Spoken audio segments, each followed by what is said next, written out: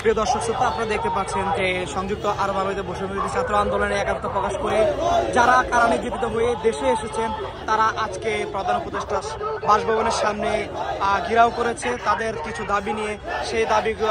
সেই দাবিগুলা আদায় করার জন্য আমরা জানতে পেরেছি তাদের 5টা দাবি নিয়ে তারা এখানে এসেছেন। তাদের পুনর্বাসনের ব্যবস্থা করতে হবে, ওই দেশে যে নো এন্ট্রি আছে সেই নো এন্ট্রিটাকে উইথড্র করার জন্য, এবং ওই দেশে এখনো গ্রেপ্তার চলমান রয়েছে সেই গ্রেপ্তার বন্ধ করানোর জন্য, এবং ক্ষতিগ্রস্ত প্রবাসীদের পূরণ করার জন্য, এবং ক্ষতিগ্রস্ত প্রবাসী যারা আছে তাদের একটা ফাউন্ডেশন তৈরি করার জন্য।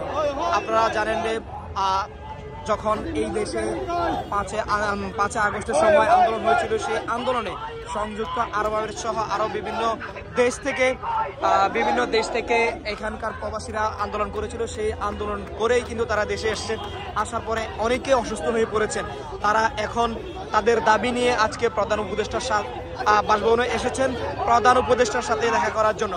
আপনাদের এখানে আইন শৃঙ্খলা বাহিনীরা রয়েছেন এবং সাংবাদিক ভাইরা রয়েছেন, সবাই তাদের যেই দাবি সেই দাবি নিয়ে কথা বলছেন। আর এখানে যারা পুলিশ কর্মকর্তা রয়েছেন তারা আশ্বাস করেছেন যে আসলে তাদের যেই দাবি সেই দাবি নিয়ে প্রধান উপদেষ্টার সাথে কথা বলবেন, কথা বলে তাদেরকে দেখা করার ব্যবস্থা করে দিবেন।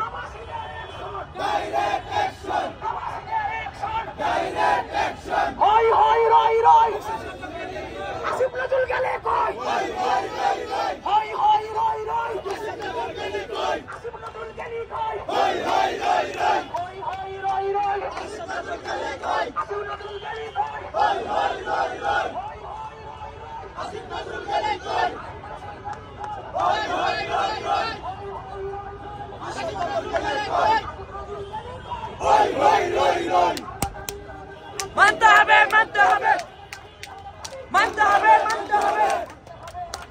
আমাদের দাবি, আমাদের দাবি প্রবাসীদের অ্যাকশন, ডাইরেক্ট অ্যাকশন।